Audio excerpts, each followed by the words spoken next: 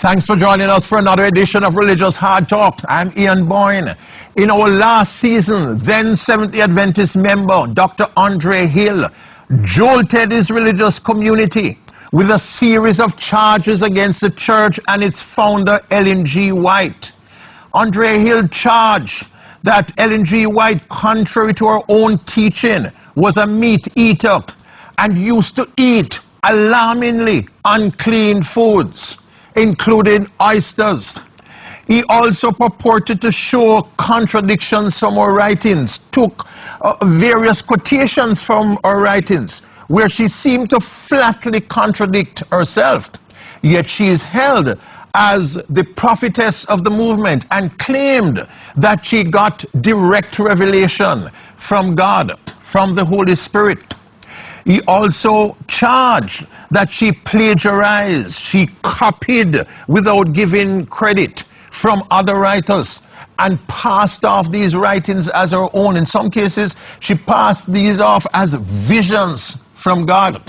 Yet those visions were already recorded in extant literature.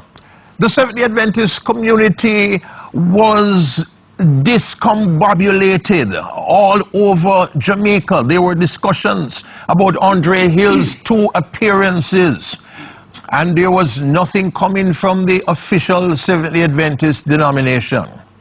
But today, a Seventh-day Adventist layman who has a thriving online ministry, Derrick Gillespie, comes forward to defend the Seventh-day Adventist Church, which is regarded by Adventists as the remnant church, the true people of God, who will sound forth the third angel's message in the last days. Derrick Gillespie seeks to show why Andre Hill is misguided, mistaken, and plainly wrong. We thank you very much for your company on Religious Hard Talk. This is going to be another great season. You can depend on us for balance. You can depend on us for forthright views, for gripping ideas. And this evening will be no less. Very good to have you traveling all the way from St. Elizabeth, where you teach at Monroe College, to be here. You yourself are a seasoned debater, a debate coach. You appeared on Religious Hard Talk 5 years ago. I can't believe it was so long. Good to have you back again. Andre impressed so many persons when he was here. Clearly a very, very articulate and eloquent person. And so many non-Adventists, Derrick, felt that the arguments that he brought were irrefutable, that there was no way they could be replied to in any cogent way. Why are you so bold a man as to think that you can do that? Well, first of all, let me thank you, Ian, for having me on your program once again. Let me first say that things are not always as they appear. And so I think that the audience, the watching audience, they deserve the opportunity to see both sides of the issue. And I believe that it is important that they do not just hear the charges, but they also hear the response. And I am of the view that the Bible tells us clearly, and we should actually make sure that we follow what it says, prove all things. And I am of the view that once we do that, then we will be on the right road. Now, first of all, let me say that I am not here to try and convince Dr. Hill. I am not here to try and to change his mind. My purpose here is to give the listening audience another vista, another side of the coin, so that they can see for themselves whether or not things that were said are really so. Probably I should start by recognizing that it is not necessarily what you hear first that is the truth. Yes. Proverbs tells us in Proverbs chapter 18 and verse 17 that every man seems right until another comes and examines him. And so I am now hoping that the Jamaican audience will see both sides People in of the issue. world, through the internet, In the they're world. going all over the world. And they will be able to say, well, this, we have seen both sides and we can make our own decisions. Now, first of all, I think Dr. Hill did a good job of giving his view, as he also expressed the view of critics, the views that he shared with them. I, however, think that Dr. Hill is somehow not seeing the full picture. He's not seeing everything, and hence it is my job to show him a few things this evening, hoping that he would recognize that there's another way to look at things.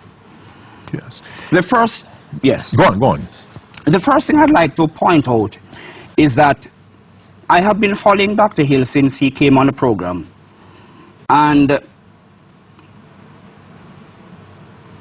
his utterances after presenting himself, I suppose he heard that I would have been coming to respond to him. Yes, he did. And these were his words.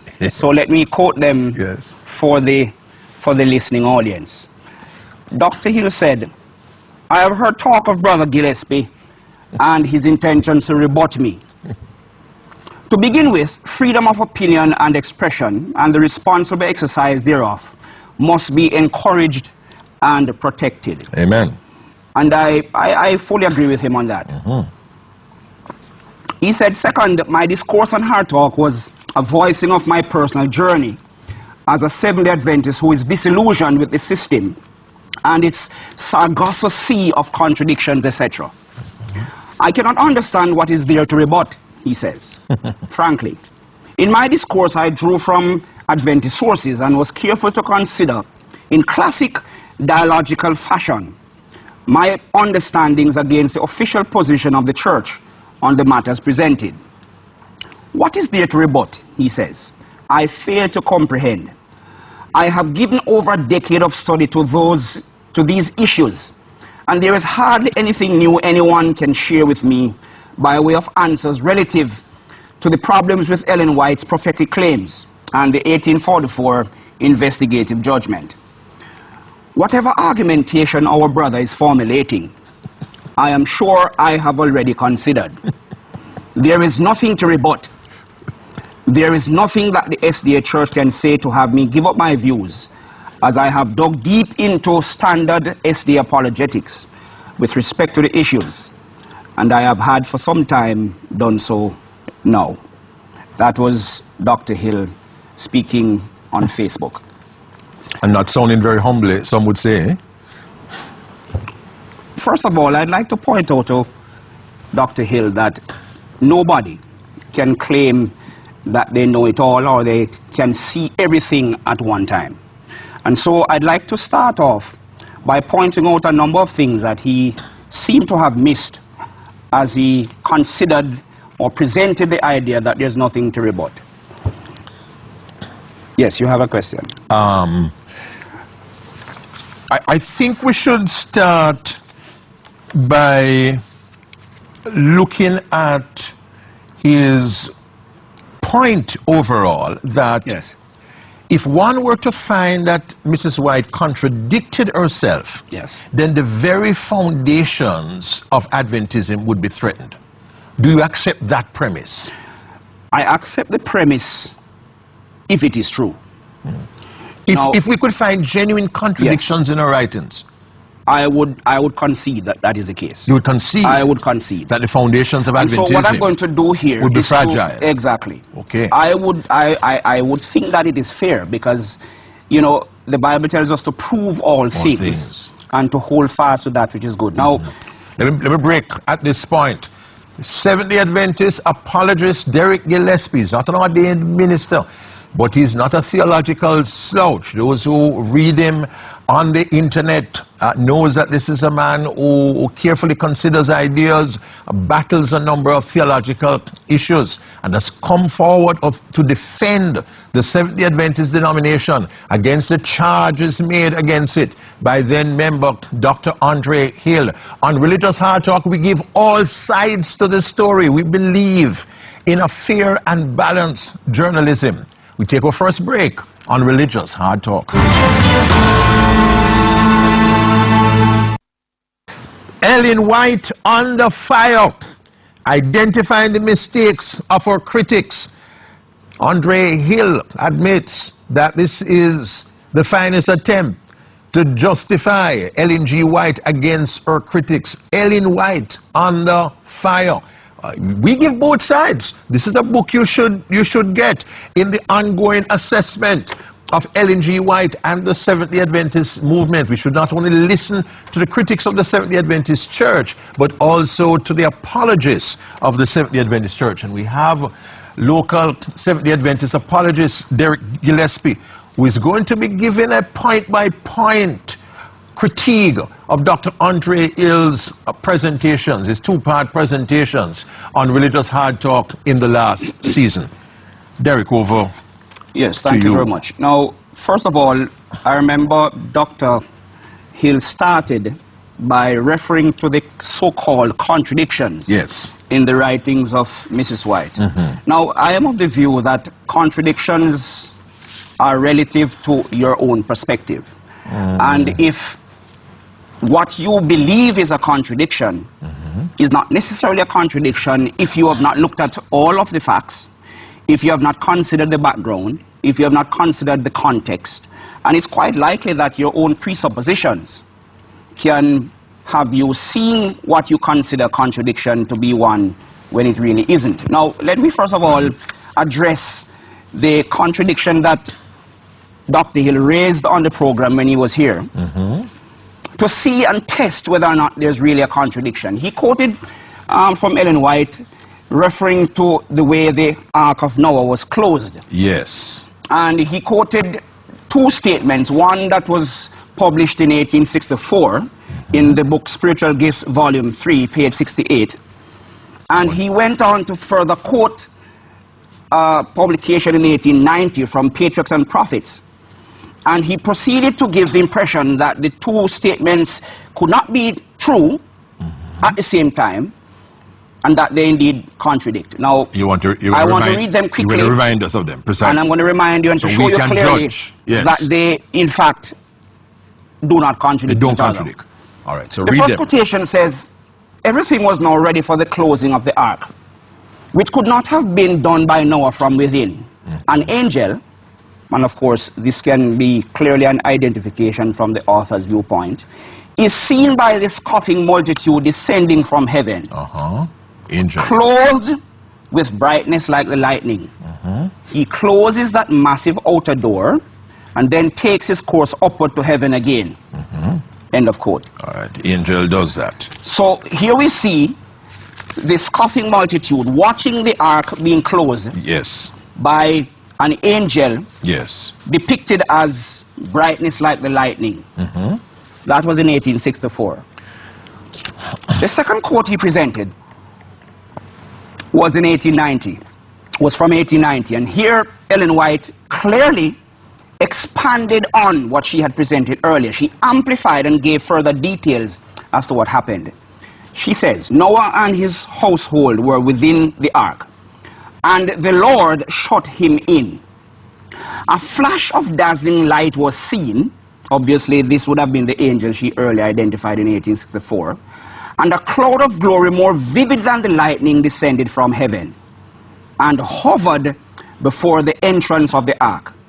The massive door, which was impossible for those within to close, was slowly swung to its place by unseen hands. Noah was shut in, and the rejectors of God's mercy were shut out. The seal of heaven was on that door.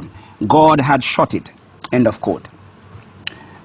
To unseen hands. He contends that in one instance the people saw an angel closing the door, and in the other instance it contradicts because it was closed by unseen hands.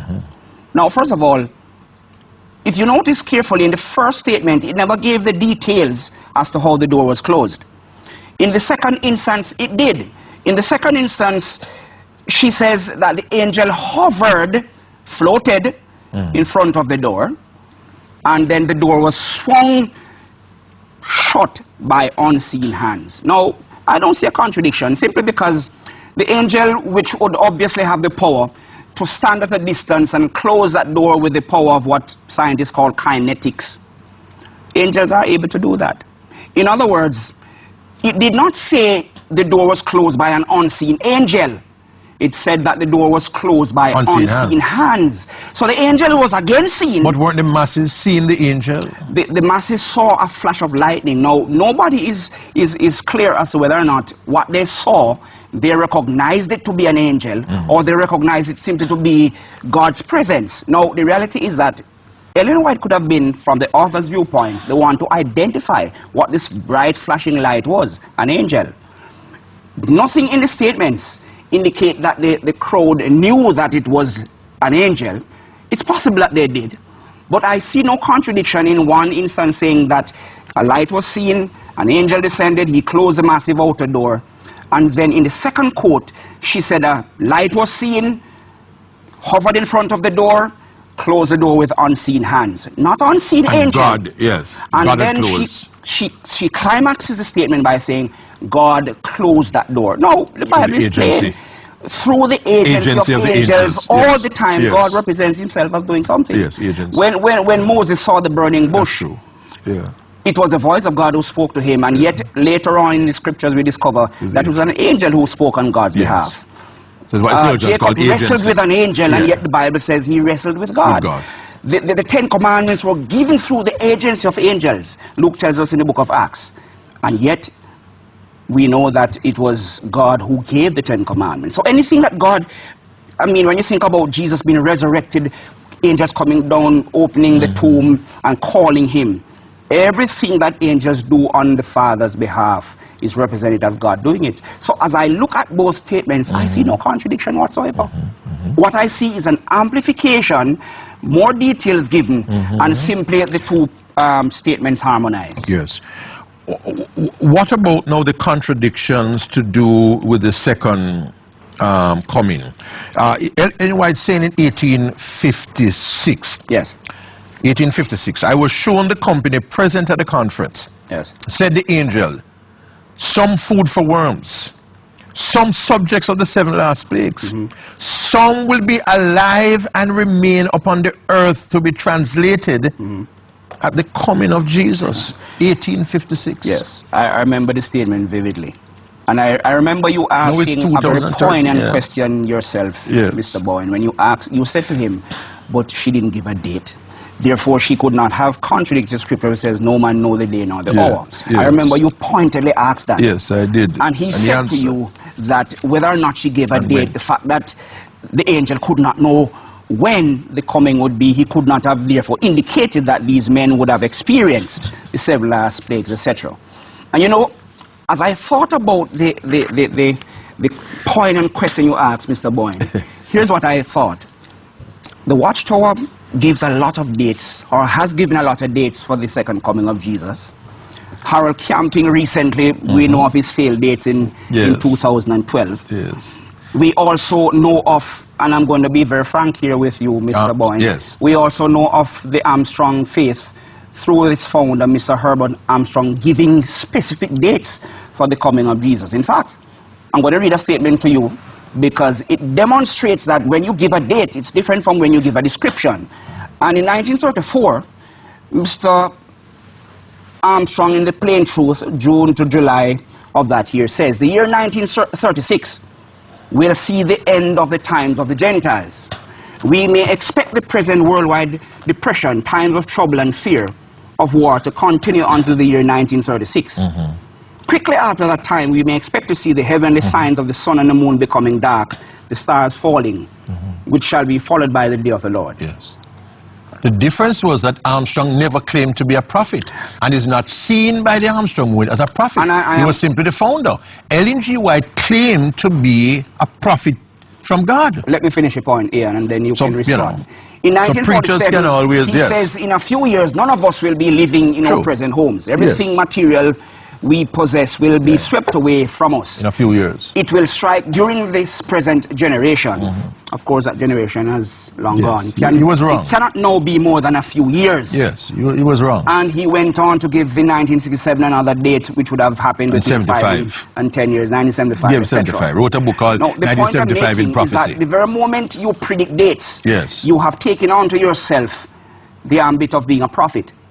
The very moment you give specific dates. In fact, Ian, I want to make a point. We're not discussing. Exactly. But I want to make a point in terms of the contrast. Yes. When I go to the scriptures, here's what I see.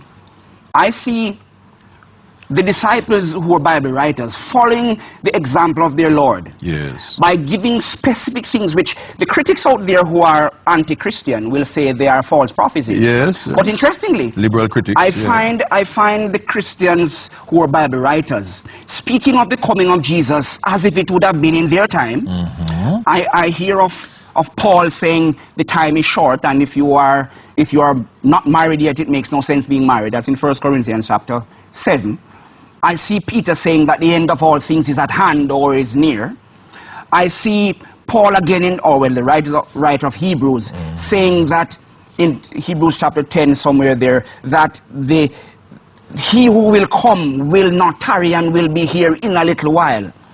But more than that, theologians have explained. I see Jesus himself in Matthew chapter 16, and the last part of that chapter saying, and he made it very plain. He said, some standing here will not taste of death till they see the Son of Man coming. And here's the interesting thing. And there is a transfiguration after. Here is it. No. So that was a scene. Here's the interesting thing, Ian. Yes. Jesus spoke about his coming, that he would bring rewards for all, in the same verses, that he would come in the glory of his Father, and he would come to his kingdom with his angels. Now, there is no way you can escape that kind of description and apply it just to the transfiguration or to the descent of the Holy Spirit on the day of Pentecost. So what you're asserting is that Jesus made a false prophecy? No, I'm not saying that. What I'm saying is that Jesus set an example where his own apostles followed the example of describing the second coming in a way that makes it seem as if it is going to happen tomorrow. So it is imminent, but you will notice something, you escape that charge that Jesus made a false prophecy. No. Is it because they never gave a date? No, but he explained some phenomena which did not take place in the time frame which he identified. Precisely. Which we agree. Precisely. And the point so it's by blind faith why you believe in the Bible? No, I'm going to explain. So you're saying that Ellen G. White is as false as Jesus? No. That's not what I'm saying. What I'm saying is that Ellen White's description never had a date. It's just like... But it followed the Bible examples. Well, let me give you a quote now. Yes, go ahead. Let me give you a quote. It's 1888. Yes. Listen to this quote, which is more pointed and harder to escape than the former quote. In Review of an Herald, July 31, 1888. Yes. The hour will come. It is not far distant. Yes. And some of us who now believe, that is 1888, some of us, present tense in 1888, now believe, will be alive upon the earth and see the prediction verified and hear the voice of the archangel and the trump of God echo from mountain and plain and sea to the uttermost parts of the earth. Yes. Some of us who now believe in 1888 and would see that. is easily explained, and that's why I'm saying when you think something contradicts, you need to look at the context and the background and all the facts before you draw a conclusion. And first I want to make the point though, Ian, in Matthew chapter 6, I want to read it for the audience. Yes. To compare how Ellen White also gave a prediction in almost the same way Jesus and the disciples described the coming of Jesus as if it would have been tomorrow. And yet, there's an explanation. I'm going to give the explanation. Both could be wrong. Listen to this. Matthew chapter 16, verse 26 onwards. Jesus says, "For what is a man profiteth if he shall gain the whole world and lose his own soul? Or what shall a man give in exchange for his soul? For the Son of Man shall come in the glory of his Father with his angels, and then he shall reward every man according to his works." That could not be fulfilled on the day of Transfiguration, neither on the day of Pentecost. Can you notice? Specifically, he says, the Son of Man will come in the glory of his Father, with his angels, and he shall reward every man according to his works. That's true. Good. Verily I say unto you, there be some standing here that shall not taste of death till they see the Son of Man coming in his kingdom. And here's the interesting thing. Jesus went further in Revelation chapter 22 and verse 12. He says, behold, I come quickly, and my reward is with me to give every man according as his work shall be. Now, the interesting thing here... Let's take a break at this point. Interesting discussion here about not just Ellen White's prophecies concerning the second coming, but Jesus' own prophecies about his second coming. Were both wrong? Was it that they employed a particular a type of speech which explains what seems to be unfulfilled prophecies? We explore these issues. Is it that Derrick Gillespie has stirred up an honestness in trying to defend the Seventh-day Adventist Church? Is he casting doubts on the Bible itself? These are issues that we'll explore when we come back on Religious Hard Talk.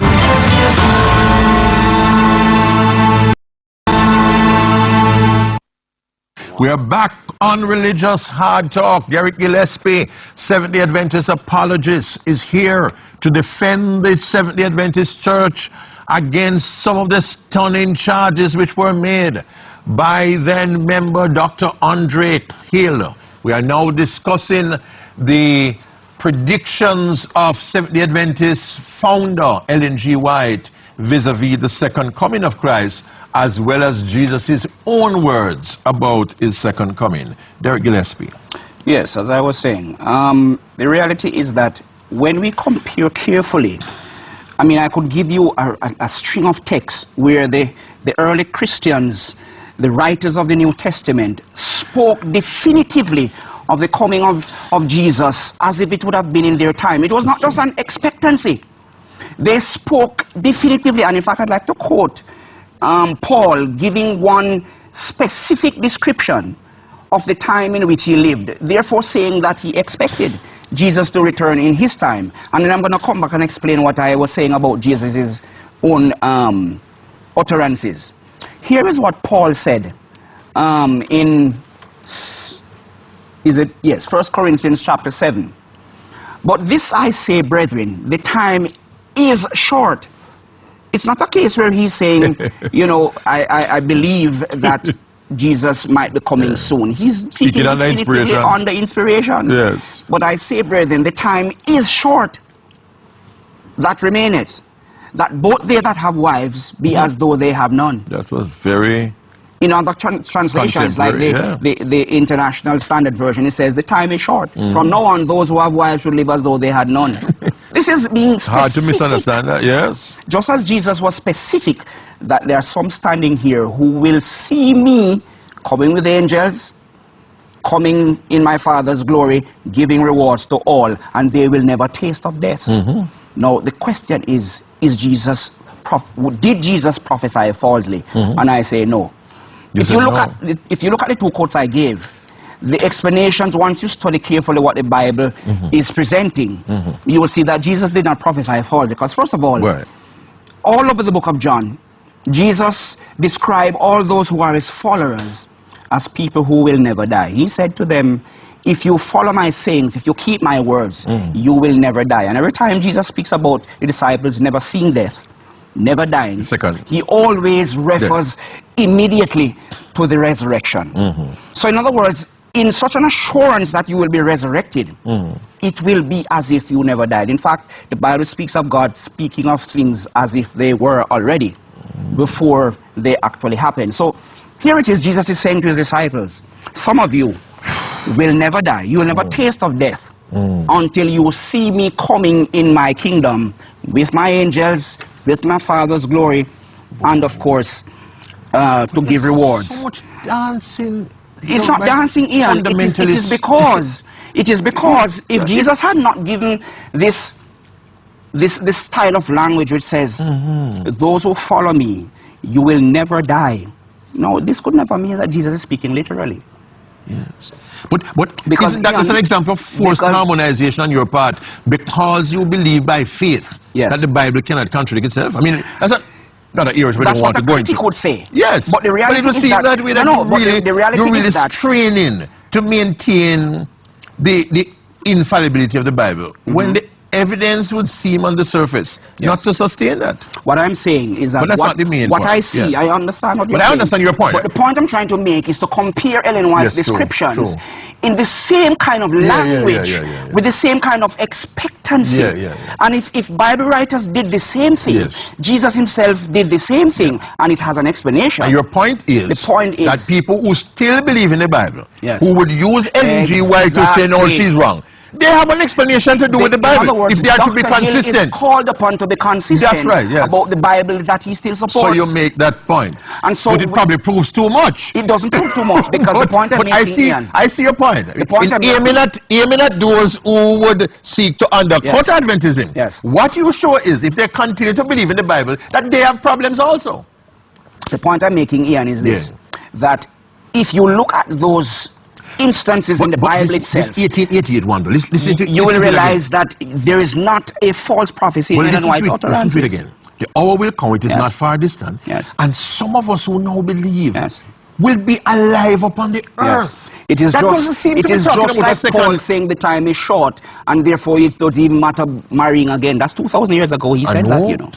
It is just like Peter, who said the end of all things is at hand, or is near. Now the question is, somebody could ask, if nobody knows the day nor the hour, how can you refer to something being near when you do not know how far or near it really is? The point I'm making is that Jesus himself gave the disciples that freedom to speak of the second coming as if it is tomorrow, though not necessarily prophesying a specific date. So in other words, Jesus is expecting his disciples to always be ready, because in an hour there you think not, the Son of Man cometh. And so they were always to keep that picture in front of the minds of Christians, that the coming can be tomorrow, the coming can be today, and of course it has been nearly 2,000 years now. This passage here, not only say could be, you know, some of us who now believe will be alive. And I'm saying it is the same kind of language style that we see in the Bible. Now let me explain quickly. Explain quickly, Ian, that I'm not trying to undermine the Bible. No, you're not trying that. Illustrating and comparing. You're apologetic, but you're not doing that directly. But indirectly, your argument serves to do that. That's why I'm saying it proves too much. But I understand your point against the critics of Adventism who would maintain belief in the Bible. That point stands. But it might stand at the expense of the whole shebang Bible and E.G. White's writings. But that's another issue. I understand your apologetic method. If I'm looking at the bigger picture, and if the Bible itself cannot stand the scrutiny in terms of those utterances, then why should I be defending Ellen White, which is a smaller little picture in the bigger picture? And so the point I'm making is that it's not diversionary or trying to undermine. I'm being illustratory. You're a good debater. That's all I know. And so I am convinced that because of these biblical principles that were at play, Ellen White never gave a specific date, but she spoke in the same style as the Bible writers and Jesus himself, and therefore she did not falsely prophesy. Yes. Her statements on masturbation, and Andre made a lot of that, and you know, the implication was to show the absurdity of it. Our statements and to show that medical science and even our own now Adventist church literature differs, does not hold to the kinds of maladies that masturbation was supposed to inflict. Let's talk about that, because she talked about all kinds of things that would happen to you if you masturbate. And in Adventist medical literature itself, that is dismissed. You know, Ian, interestingly, when I first read those statements from Ellen White, I myself was taken aback. You were? Oh, yes. You admit that? I remember years ago when I read them. Yes. I should probably say this. Dr. Hill's journey and mine has been different. Okay. We confront the same data. We look at the same set of information, and yet... But you're a true believer. The difference in terms of perspective is what leads us to different conclusions. And here is the thing. When I read those statements years ago, I myself was taken aback, and I could not make the connection between masturbation and these illnesses. Interestingly, Ian, I have learned from studying a simple thing called science that her utterances are demonstrable. Demonstrable? Oh yes, they certainly are. Let me remind the people of I what have it in front of me here. I can read it. Various diseases, yes, such as catarrh. Is it catarrh? Catarrh. Catarrh. Dropsy.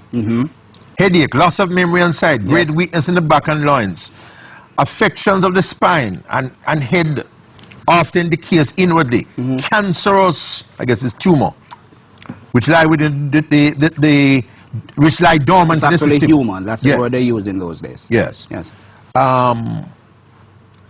All of is inflamed things, and commences eating destructive work. The mind is often utterly ruined, and insanity takes place. And by the way, a note that Dr. Felix Cox's statement in his 2007 book, Sex and Love, he says, in the past, masturbation was thought to be the cause of serious diseases that young people feared, and so felt guilty when they masturbated. The old warnings that the solitary vice masturbation destroys the brain or can cause blindness or other terrible diseases can no longer be supported. And this is being sold, this book is being sold in the Adventist book centers that disagree strongly.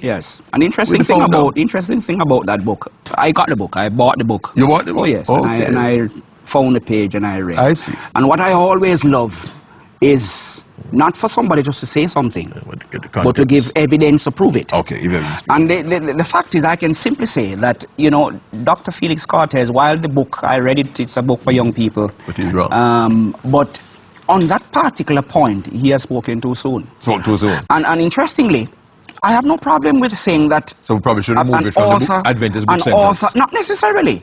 The point is that within our church there's an amount of freedom of expression in issues that are not necessarily so fundamental to undermine the movement in terms of its core doctrines. But there's freedom to express on certain issues, and that has always been the policy of the Adventist church. The final break at this point. Derrick Gillespie has a mass of information, a mass of data to share, and we're going to give him equal time. He's going to be back next week to continue this discussion. But you know, it's not boring, you know, it's not dragging at all. We're going through the information carefully. We take our final break on Religious Hard Talk. Seventh-day Adventist apologist Derrick Gillespie boldly confronts the charges of Dr. Andre Hill, who came on the last season of Religious Hard Talk with a series of arguments against Seventh-day Adventism and its founder, Ellen G. White. But Derrick Gillespie is showing that his words were not the last words, that there is indeed, contrary to what Andre Hill had written subsequently to his appearing on this show, that there is an answer that can be made to the charges that he has brought against the faith. And we're talking specifically about the issue of masturbation. Yes, and I'm saying that, interestingly, science is an ever-growing body of knowledge. Science, yes. And so what you find is that as research continues, new things are discovered. And I found it particularly interesting that the recent findings of science itself actually disproves Dr. Felix Cortez in his book, Sex with Love. And it also disproves the critics. And it disproves Dr. Hill himself as it concerns masturbation being at the foundation of some of the diseases, terrible diseases, I might add. Oh, certainly. Like what? The problem that people have is that they assume that it is masturbation itself which causes the diseases, but they don't reason from the cause and effect by looking at how things are connected. Now, I learned recently that since Ellen White made her pronouncements in the 1800s, at that time there was no knowledge of this thing called zinc deficiency. And the fact that zinc as a very critical nutrient in the body is so crucial to the immune system, to the functioning of the brain. In fact, Dr. Hill himself, if he does the research, will realize that the very hippocampus, the base of the brain, which has a lot to do with mental illnesses, Alzheimer's, it is an area that is rich in zinc. And what happens is that whenever the body is short on zinc, that zinc is removed from that area and taken to other parts of the body. But here's the point I'd like to make. scientists are now discovering, very many medical doctors, as a matter of fact, are now recognizing that since 1963, a Dr.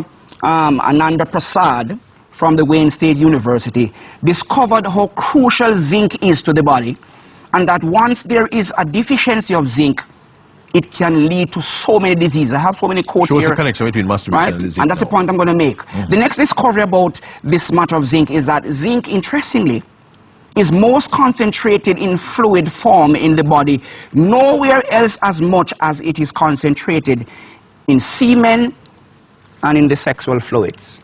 In fact, I can read it to you here from... people who have sex, not just masturbation, but people who have sex often. Precisely. And do not replace that zinc content in their body. They are prone to mental illness? Exactly. That is not mental illness. They are prone to deficiency of the brain? They are prone to all kinds of diseases. So a lot of these brilliant people, they're not having enough sex, they're not having enough... No, what I'm saying, Ian, is this. We're looking at potential here. And once there's a potential for something, then it is demonstrable that she never misspoke. Now, here's a point I'm making.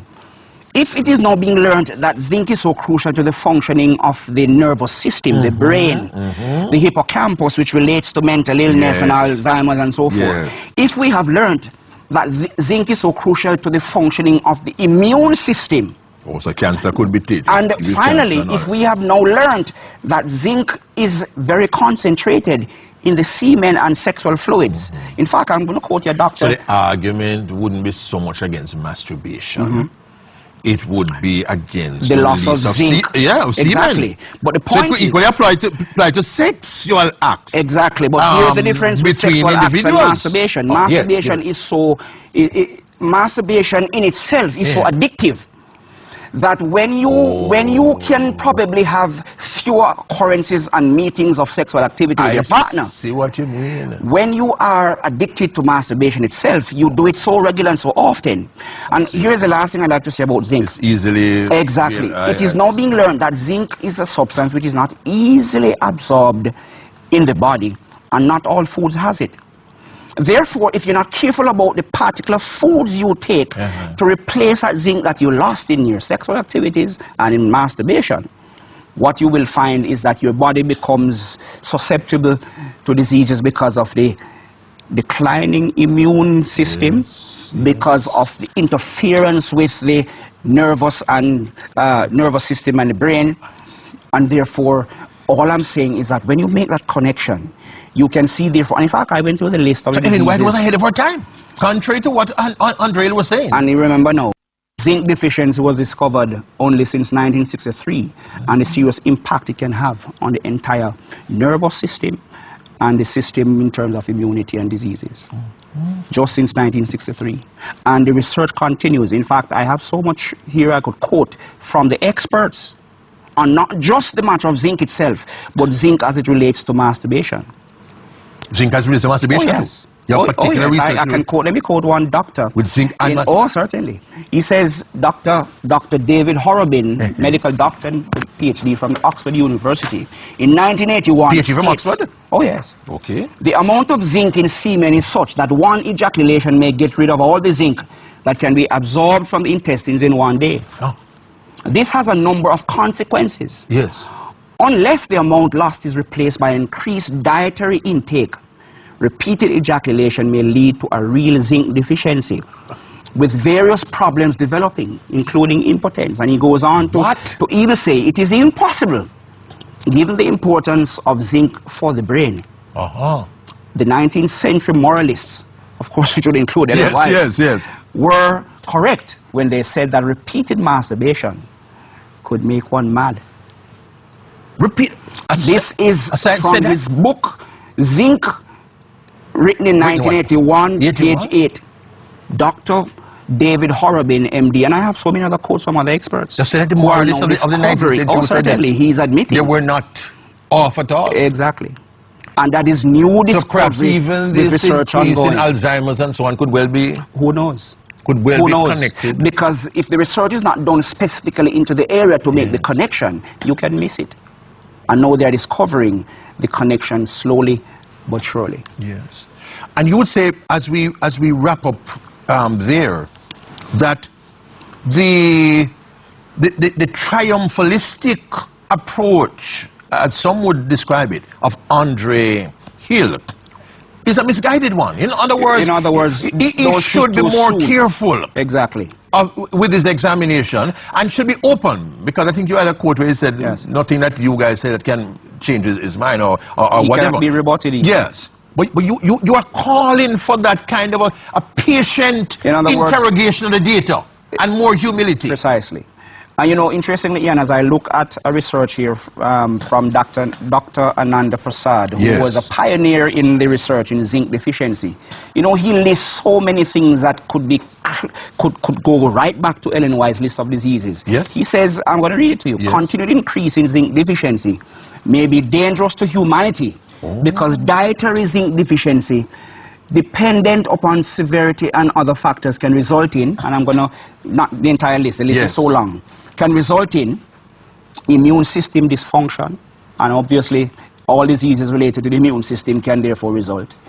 Inability to protect cell membranes from viruses, mental lethargy, abnormal neurosensory changes, vision problems. She mentioned even blindness, you know, joint pain, and there's a long list here I could read from.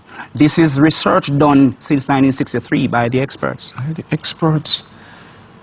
Great to have had you on profile. I mean, my mind, it looks like I'm losing something. This is really just hard talk. I mean, I've been forgetting. I'm forgetting what.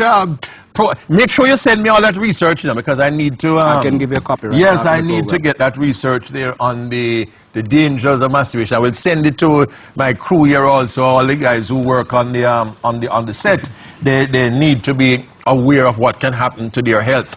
Derrick Gillespie will be back on Religious Hard Talk next week. There were other charges that Andre Hill made, and these are going to be rebutted here. So tell your friends that an Adventist apologist is replying to Andre Hill's eloquent testimonies on Religious Hard Talk for last season.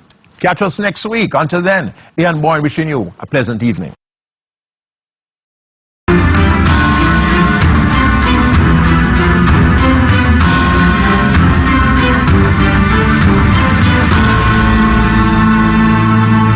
Thanks for joining us for Religious Hard Talk. I'm Ian Boyne. Seventh-day Adventist apologist Derrick Gillespie is back in his rebuttal of Dr. Andre Hill, who came on the last season of Religious Hard Talk to put forward a searing critique of Seventh-day Adventism and its founder, Ellen G. White. Last week, Derrick Gillespie took on the charges frontally, dealt with them. You are the jury. You have your own opinions, but certainly everyone knows, everyone who saw Gillespie last week knows, this guy is no slouch, he's no novice at this matter of debating, even pulled in things to discredit the host religious leader. I give a lot of ratings to Gillespie. He's back to deal with other charges. Andre Hill had made the charge that Mrs. White actually talked about amalgamation of man and beast, that man and beast were having sex, resulting in the procreation of certain African races, black people, shocking things that he had spoken about. Talked about Ellen White plagiarizing from the writings of others and claiming that these were her own writings. Well, today, Derrick Gillespie, Seventh-day Adventist apologist, replies to these criticisms. On Religious Hard Talk, we give you all sides to the issue. We have no axe to grind. I have no dog in any religious race. I have my own opinions, which I usually keep to myself. And in this role, try to be dispassionate, except when I'm debating. Good to have you back, Derrick. Shocking statements from Mrs. White, talking about the amalgamation of man and beast as may be seen in certain races of men. Yes. Before I get to that issue, though, Yes. I'd like to preface my utterances here in the second appearance by recognizing that, as I've always said, what appears to be contradiction may just not be the case if you know all the facts, if you consider the background, if you consider the context. And I've always said that any text, whether it be a biblical text or text from a book, any text that is presented without the context is simply a pretext. And so it's unfortunate that the statements by Ellen White has been misinterpreted, grossly misinterpreted, I might add, as it concerns the amalgamation statements.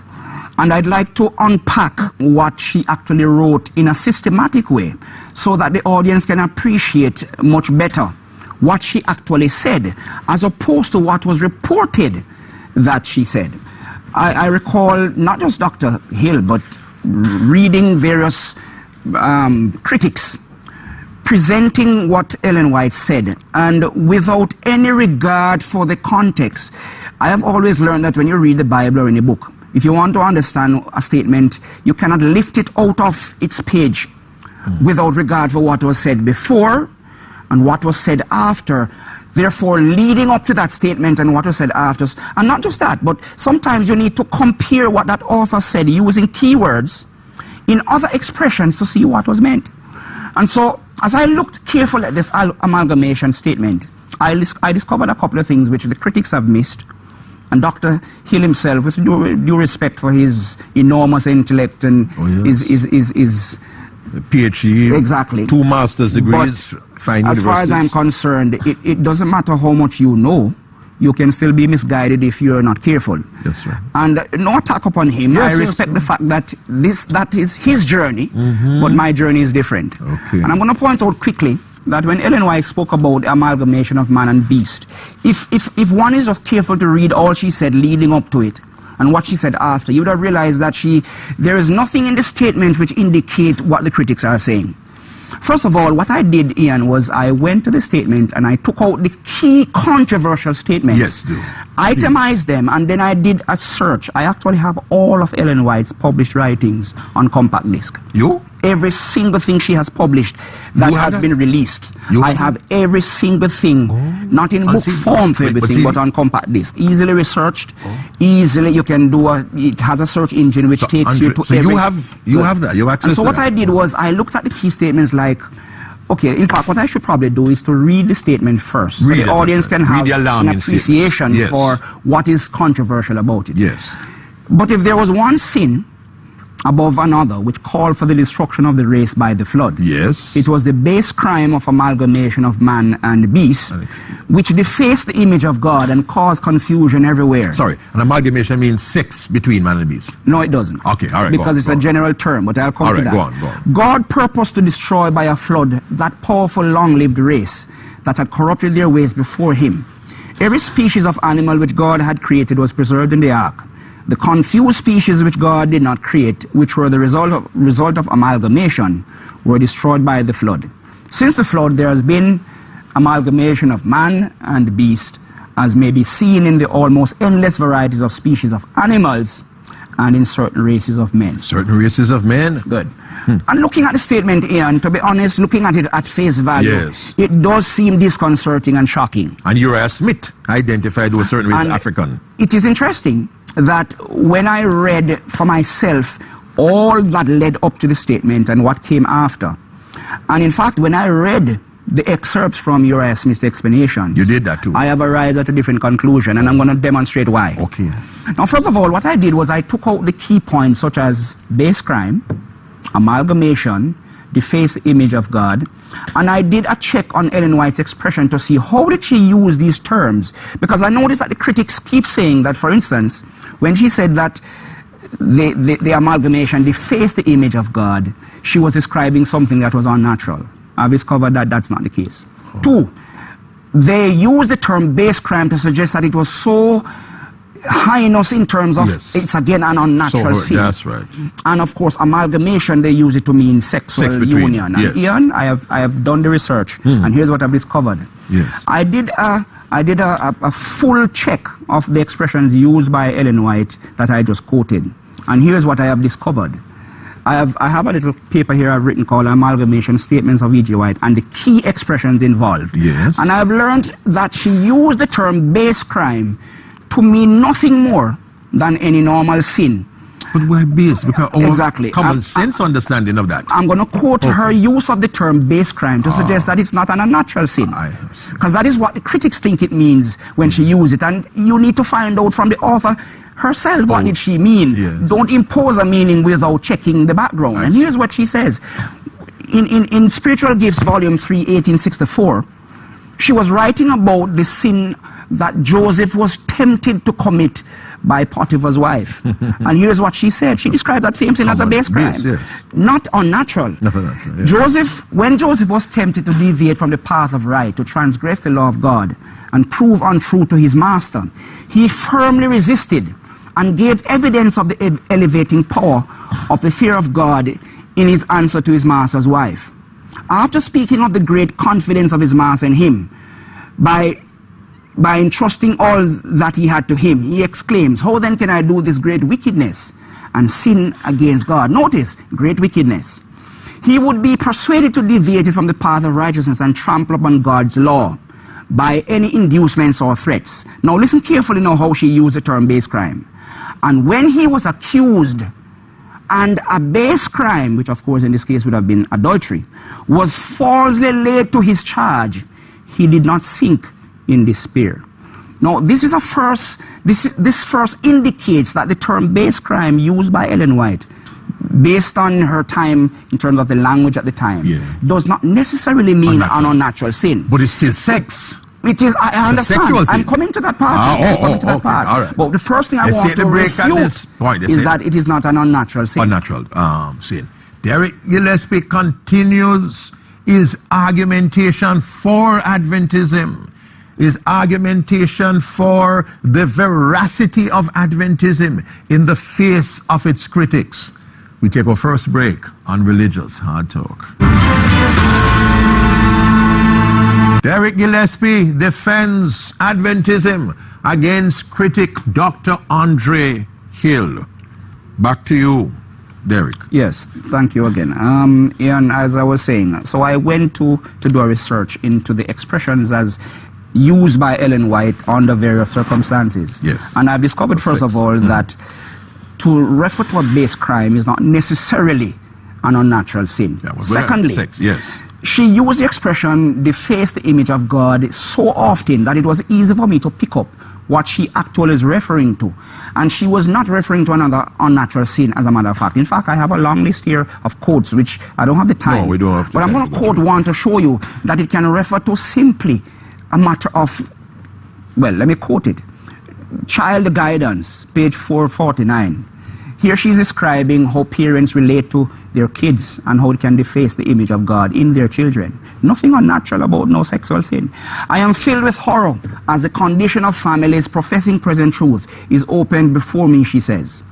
The profligacy, which means moral wretchedness, of youth and even children is almost indescribable. Parents do not know that secret vice, masturbation, is destroying and defacing the image of God in their children. Nothing unnatural here being described. Well. Then she goes on to describe how parents can even cause the image of God to be defaced in their children by harshness. Nothing unnatural being described. In fact, it doesn't even relate to anything sexual. Okay, that's yes. She says in the Review and Herald, January 29, 1901, we are not to place our children where they must associate with the depraved and degraded. Sometimes in His providence, God in His providence may bring our youth into association with those who are impure and intemperate. But impure has a sexual connotation. Not necessarily. Well. He will give them strength of purpose and power to resist temptation, even as He did Daniel and his associates. They must keep themselves pure, refusing to do anything that would dishonor God, living always with an eye single to His glory. They must watch for souls, laboring earnestly for those in whom the image of God has been defaced. In other words, people who are sinful and not yet having Jesus in their lives. And I could go on and on Ian, to show you that she used the term deface the image of God in several ways. So what was this amalgamation of man and beast? That's the key thing I'm coming to now. Come to that quickly. And here's what I've discovered, Ian. She used the term amalgamation 4 times in all of her writings. As I told you, I have her 4 times. Okay. I checked all, and I discovered that in terms of the released and published writings so far. Just 4 times? Only 4 times. Okay. So and therefore easy it's easy to track, it's easy to see the meanings. Tell me. And without being too long, yes, I have discovered that she referred to amalgamation even of people in a spiritual way. And I'm going to read this one. No, but the amalgamation of man and beast. I'm coming to that.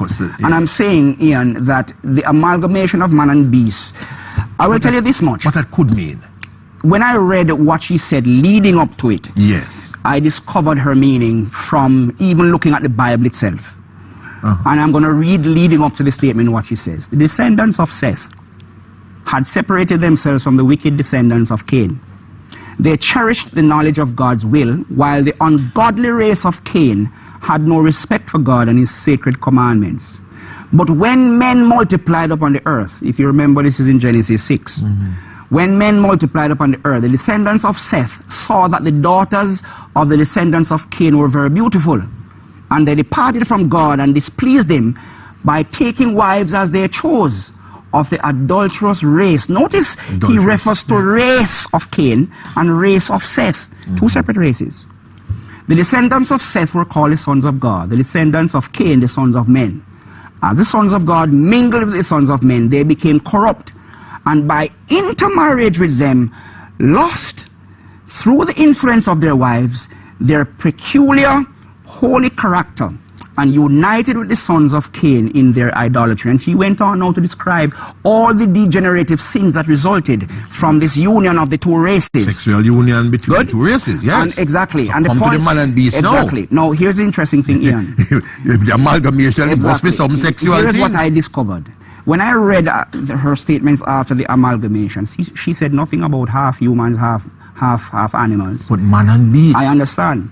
What I'm saying now, Ian, is that the statement is just like many statements in the Bible. Difficult. Because if you do not realize that she was describing 2 things together at once, then you will mix the 2 ideas as if she's talking about the one thing. She was describing... Let me finish. Let me finish. The amalgamation would have been the line of Seth with the line of Cain. No, man and beast. I'm coming. I know, but what I'm saying is that she was describing 2 things together. And in describing the 2 things together, she gave the impression, if you read it carelessly, that it was man and beast having sex when it's impossible scientifically. And in fact, nothing we know that. Exactly. But not because we know it is posterior, that it is impossible. Yes.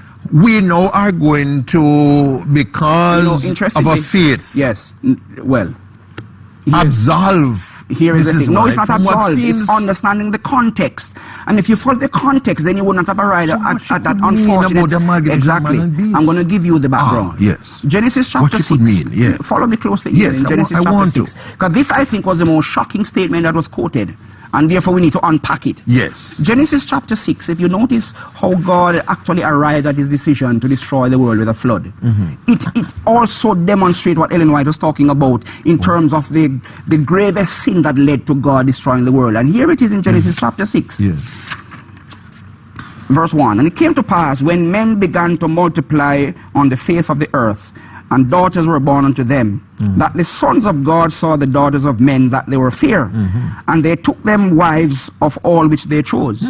Now some churches, unfortunately, think that angels and celestial beings had sex with. That also is not possible. Yeah, sons of God. Exactly. But at the same time, and when you look at the context, God only focused on humans in his anger. Never mentioned angels. That is why I know it's humans. But not animals either. But listen, I'm coming. Go on. And the Lord said, my soul shall not always strive with man. And notice, it was after the union of the 2 races that God get very angry and said, and Lord said, my soul shall not always strive with man, for that he is flesh, yet his days shall be 120 years. God therefore put a probation on man. Yes, all right. Notice, right after the union of 2 races. Yes, 2 races. Watch this now. There were giants in the earth in those days. Yes. And also after that, when the sons of God came unto the daughters of men, they have children to them, And the same became mighty men which were of old, men of renown. No, notice carefully, it is all of this, the punchline. Listen to it. The beasts and the animals. And God saw that the wickedness of man was great in the earth, and that every imagination of his thoughts was only evil continually. And it repented the Lord that he had made man on the earth. Now notice, Ian, why is God so angry right after he describes the races of Seth and Cain uniting, daughters of men and the sons of God, to destroy the earth? It must mean that this was the significant crime that Ellen White was referring to. And she says it, because she describes it leading up to the statement. So where the peace coming? Those are two races. I'm coming now. Taking long to come. And here is the interesting thing. Many people don't realize this, but I was very pleased to find God actually prohibiting the crossing of animals in terms of creating hybrids. Yes. Yes, Leviticus chapter 19. And not in the Old Testament prohibited the crossing of races marrying too. But no. Race is not a problem. God prohibited for religious reasons, you want to say. And ungodly marrying. But races. But remember now, if it's godly people or the Jews, you can understand why the race would be involved. Yes. But the point is, not many people are aware that God also not going to read it, because even the seeds themselves must mix. Exactly. In other words, because it was a principle of separation. In other words, God wanted the species to remain pure. Prophecy. Exactly. In terms of genetic species. That's why races could always use the Bible, you know. Because there are some seeds there. But the point I'm making is that I am not going to take responsibility for people who misinterpret and use it racially. But your thing always raise some problem in the Bible. But no. Seeking to defend Adventism. But the point is, Ian, you're stirring up some the point is, you open a Pandora's box. But that's a separate thing. That if the truth is in the Bible, if it makes people uncomfortable, still present it. Yeah, I agree. And the point I'm making here is that God in Leviticus 19 verse 19 says, yes, he shall keep my statutes, meaning my laws. Thou shalt not sow. Let me read that again. Thou shalt not let thy cattle gender with a diverse kind. That's true. When you read it in other translations, it says you must not crossbreed or create hybrids. Yes. Now, why would God be angry at that? Yes. Now, here's the interesting thing. Yeah, but there are theological reasons for that. In the statements Ellen White gave, she described two things. Watch me now, Ian. Animals don't normally gravitate to another species. So the only thing that would cause them to actually hybridize would be man forcing them so to do. So in other words, it is man who would actually take it upon himself to hybridize animals. You know what this implies to, Ian, in Leviticus 19 verse 19? It implies that the principle was learned from early. But her statement is not... I'm saying she's describing two things. Using... two different breeds of animal to put together, to amalgamate. Yes. But man and beast amalgamating, not man amalgamating. But Ian, that is what it appears on the surface to say. But when you read the sentences leading up to it, amalgamation of man and beast may be seen in certain races of men. And you notice how she described races in the context of godly and ungodly. So that principle still exists today. When in fact, Ian, I could show you her statements where she says... Did you read the Spectrum article? Yes. The Spectrum is Adventist publication, albeit a liberal Adventist publication, a Spectrum, on this matter of amalgamation, where they show that Mrs. White did talk about. Ian, what I'm trying to point out to you is that the amalgamation statement, it is unfortunate that she expressed it that way, which can cause you to misinterpret it. And her own husband, James White, James White, endorsed what Uriah Smith said. And Uriah Smith identified certain African black people. It was only Uriah Smith who is on record to have so misinterpreted the statement and gone on record to say it. Only Uriah Smith. And here's the interesting thing, Ian. I don't just run with what critics say, you know. I do a check for myself. And here's what I can tell you about Uriah Smith's writings and Ellen White. For those who don't know, the uninitiated, Uriah Smith was a leading Seventh-day Adventist theologian. But the history shows that he differed with Ellen White a number of times. In fact, here is a book that is very famous, or he's famous for.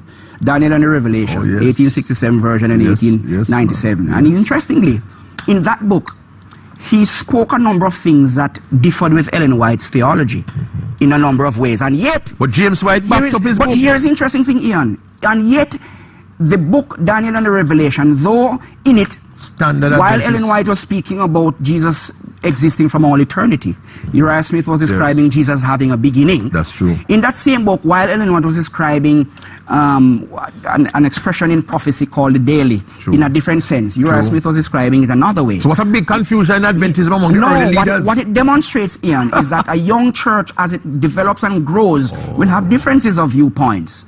And the path of the just is like a shining light. And so therefore, Ian, what you would recognize is that just the same way, the disciples had differences of opinion in the early church. And Paul had to write letters to clarify things. You do find that among the early Adventists. Even Dr. Hill himself admitted when he was speaking about the fact that early Adventists were not always cognizant of pork being unclean. And he admitted that that is not problematic because a young church can grow in knowledge. What this demonstrates, Ian, is that in that young church you had differences. And I'm making the point here that though Uriah Smith might have misspoken, and he might have given a false interpretation, and the book in itself was promoted, nobody can show absolutely that that particular point that he might have been misguided on was necessarily endorsed in and of itself in just the same way. So wasn't Mrs. White alive and around when her husband was endorsing the book and the book was going around? But that's the point I'm making. Why didn't she come out and say, no, you misunderstood me, I didn't mean that? The same way she herself endorsed the book Daniel in Revelation, which had points of difference with her. But she looked at the general picture of the endorsement Eric, there's a difference between one endorsing a book that might disagree with one's theological ideas and endorsing a book which purports to interpret what one has said. Wouldn't you agree? Ian, there's a major difference between the two. I could endorse a book which disagrees with me.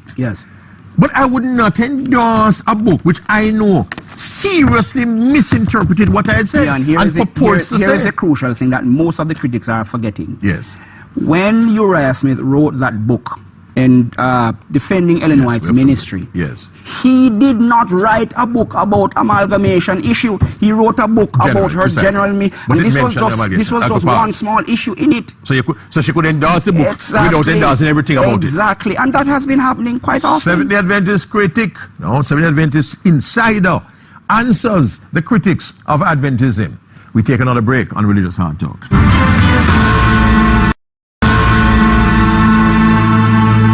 Seventh-day Adventist theologian Judd Lake, in his book Ellen White Under Fire, defends Adventism's leader against her critics, identifying the mistakes of her critics. This is exactly what Derrick Gillespie is purporting to do in this second part of a two-part interview, rebutting the views of Andre Hill, who was on the last season of Religious Hard Talk. The issue of plagiarism, that Ellen White took the writings, took excerpts, large excerpts from other people, and didn't acknowledge the source while claiming that God gave her. Those are your words when you say large excerpts. The research has shown that what she actually borrowed, which in and of itself is not problematic as far as I am concerned. The critics would see it as a problem, but it's not problematic from a number of standpoints. One, when I look at the very Bible itself, can you imagine the Bible says all scripture is given by the inspiration of God? All scripture. And yet the research has shown that several Bible writers borrowed from not just each other in a religious context, but they borrowed quotations and ideas from pagan writers. They also borrowed ideas from the Apocrypha. And I could give you examples. Paul is noted for certain expressions that he borrowed from pagan Greek poets like Epimenides. Is it Aratus, I think is the name of the person. And I could give you other examples. I mean, a famous text which says, in him we live and move and have our being. It has been shown quite adequately that he borrowed that statement from a pagan writer. But he quoted interestingly, he attributed it. Interestingly, Paul quoted that statement which was addressed to a pagan god. Yes. And borrowed it and applied it. Yeah, but he gave source to it. He said that's one of your own. I know, but the point I'm making, Ian, I'm making is that borrowing in and of itself is not a problem, even when your writing is inspired. What that demonstrates is that there are many people who assume... You can't pass them off as your own. I know, but no, I'm coming to that issue. I'm dealing with the matter of borrowing ideas to express yourself from other writers. Yes. Bible writers did it. And in fact, they not just did it from other religious writers in the context of Israel. No, it's true. But they borrowed from... Absolutely right. In other words, I remember Dr. Hill making a big hullabaloo about the idea of how could God allow Ellen White to pick gems of truth from writers who are not of the Adventist faith or who are whatever, and God is party to it. I guess he never understood what the Bible writers did, because they themselves took gems of truth. That's true. In fact, every time I read the statement that in the beginning was the Word and the Word was with God, I am reminded that Jesus being called the Word, the Logos, is a Platonic concept, it's a Greek concept that came from the Greek writer Plato. Absolutely. There was nothing in the Jewish literature that could be drawn on. Something close to it might have been, you say, wisdom, but in terms of the Platonic concept, it was right. Greek. You're right. And so here is a writer, the beloved disciple, going into the garbage heap of pagan writers, as it were, and drawing from their literature about their pagan gods and using it. The concept of Hades. Good, exactly. The Bible writers went into the mythology of the Greek writers. Absolutely right. And borrowed ideas like Hades. Absolutely. And they could have used their own expression for the grave, you know. But there's a difference between borrowing ideas and concepts. I'm coming to that and now. copying actual words. The idea now, Ian, is this. Since borrowing in and of itself is not problematic, contrary to what Dr. Hill might have thought, even to borrow from pagan writers and the Apocrypha itself. I see Jude quoting from Enoch, and there was no book in the normal writings of the Bible called Enoch. Not in the canon. And therefore he quoted it. And notice now, as soon as he quoted it and put it in the writings of the Bible, it was regarded as inspired and yet borrowed. So that refutes the argument of borrowing gems of truth from even those who are pagans. Good. Secondly, let's talk now about the idea of plagiarism. Now, plagiarism is a legal concept. It's not something you just make up and give an opinion. Not in ways and moral. It's ethical. I understand. Yeah. Plagiarism is a legal concept which was invented just within the last, let's say, 200 or so years. And I'll tell you quickly, the history, I've done some reading on copyright. But isn't this a semantic? And I learned, no, let me give you the background to my argument which I'm coming with. Copyright in terms of writings was not always with the human race. It is a legal invention of the British government in the late 1700s, 1780 or to be exact, 1787, somewhere there. It was then imported to the United States, and when Ellen White was a young girl, it had just actually been imported to the US. So when she started to write, copyright laws were just being passed on to the Americans. And in fact, it was not very well known by many people, unless you were really fully into the circles of authors. And so I hear Dr. Hill making the unfortunate statement that Ellen White pretended not to know about copyright rules, but then she also demonstrated that she knew when she wanted respect for her own writing. Yes, she said she didn't want me to copy from her. When I did the research, Ian, here's what I discovered. In the time that Ellen White was writing, the audience out there by TV land can do the research themselves. Go online and look at copyright in the Wikipedia, for instance, and here's what you'll discover. That in the time of Ellen White, in the early 1800s, down to the mid 1800s, it was just being something introduced to America. And so it is quite possible, and it is plausible in my book, for Ellen White not to have known much, considering, of course, her initial limited education, considering that, of course, she had a group of literary assistants around her. It is quite possible that initially she did not know much about copyright rules. And so when it was pointed out to her, especially when the book about the sketches of the life of Paul was withdrawn because of problems with how closely it resembled in terms of ideas borrowed, she then realized that there was this issue of copyright rules.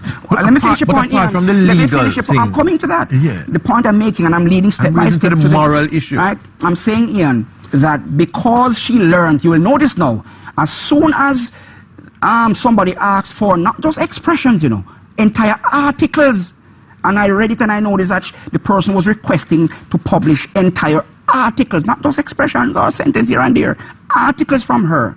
She now demonstrated her knowledge in 1905 that copyright laws were applicable. And so she said to the person, in each case, give credit.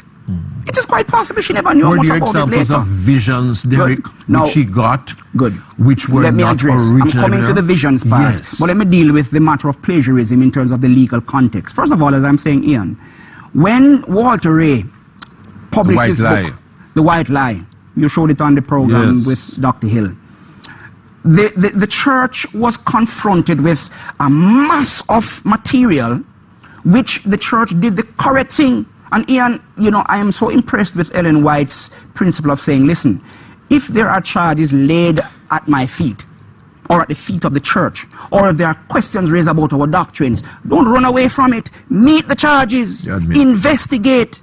And if it cannot stand to investigation, then you give it up. No, that is honesty to the core. And the church has followed that principle. When Walter Ray came out with his book, the matter of plagiarism became a big issue. And the church did the honorable thing. It actually employed the expert at copyright, at plagiarism, at patents, and all these things that are related to. In other words, the church was willing to say, listen, if it is proven legally that we're guilty of this, then we will accept it. And they hired, in fact, when I did the research on who was hired, it is interesting that Mr. Vincent Ramick, he was not just one-off, but he was the leading expert on copyright and plagiarism at the time in Washington, D.C., the capital of the United States. And the law firm that he belonged to was the most famous law firm dealing with those issues. Therefore, they were not people who didn't know what they were doing or saying. And so he was hired. An interesting thing, when I looked at how he did the research, he spent several hundreds of hours reading through her books, comparing them with what Walter Ray accused her of. He also compared over 1,000 cases of previous charges of plagiarism, so he could have a point of reference. And what I find interesting too is that Mr. Ramick was not somebody who favored the church or Ellen White initially. He was a Roman Catholic, it is alleged, well, it is said. And he actually had prejudices against Ellen White. And so it would have been easy for him to have fixed and padded the case against the church. And he looked at the material and the data, and he honestly read through Walter Ray's book, and he read all of the books that were compared, and looking at all the cases, he said, and I'm going to quote a couple of things from his report, which is important. Yeah, we have a half a minute to go on. Yeah. He says, based upon, that is Ramick speaking now, after he did the research, based upon our review of the facts and legal precedents, Ellen White was not a plagiarist, and her works did not constitute copyright infringement or piracy.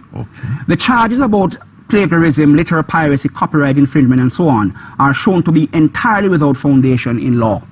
And I could go on in law.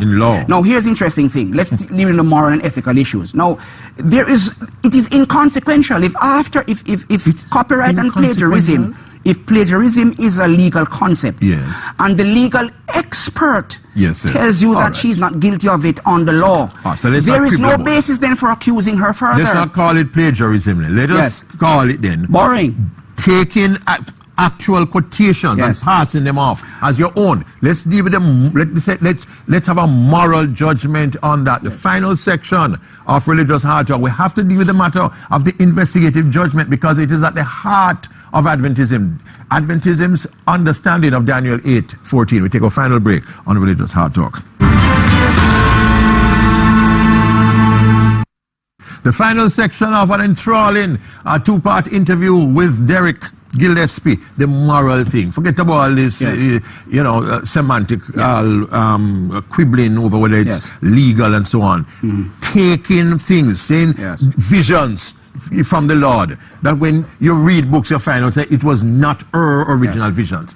That's what the critics say. Yeah. But the reality, Ian, is that my research has shown me differently. What my research has shown me is that it is noised abroad by the critics that everything she wrote, she made it plain that it was in visions that she got the revelations.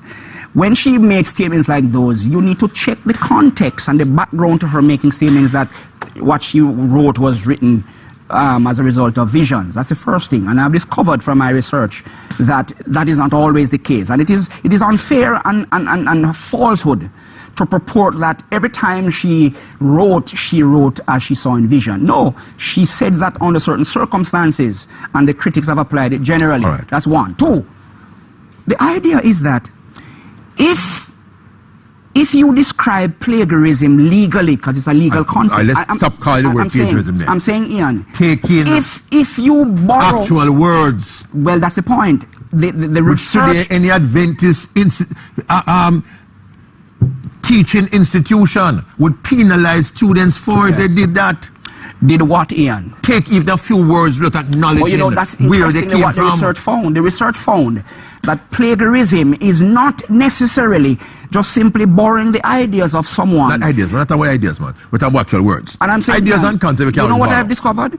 Every single case that you find the critics lining up side by side, on one side Ellen White's expressions, on the other side what might appear to be somewhere she borrowed the idea from. No. What I have found is that in almost every case there is differences in the expressions, word or two here or there. And in fact, the legal expert tells you that that is not plagiarism. So if it is not plagiarism to look at somebody's idea or somebody's expression, it seems a suitable way to express something. Borrow it, but you change it for your own use, then it is not plagiarism. And if the legal experts say it's not, how can you then accuse her of moral and ethical issues? Okay, all right.